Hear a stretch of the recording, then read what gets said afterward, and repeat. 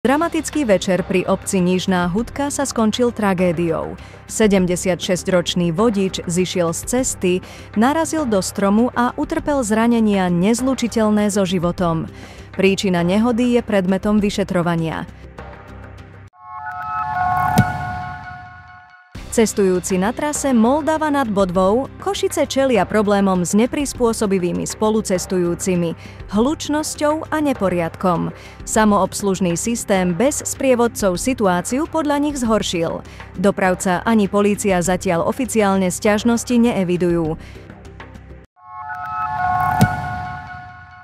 Vo veku 81 rokov zomrela profesorka Mária Tajtáková, odborníčka v oblasti vnútorného lekárstva a endokrinológie.